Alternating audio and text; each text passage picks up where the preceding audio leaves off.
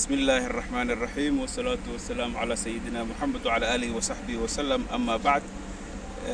سلام كبعدي جيتك أول يراهدو تمرتا سيدا أجدان واكنا جيتك تمرتا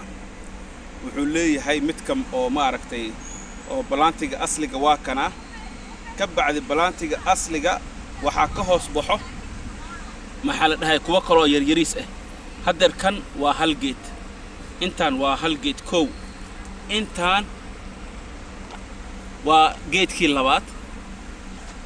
saa u jeedaan meeshan kan waa geedkii saddexaad waaye afaraad shanaad lixaad toddoba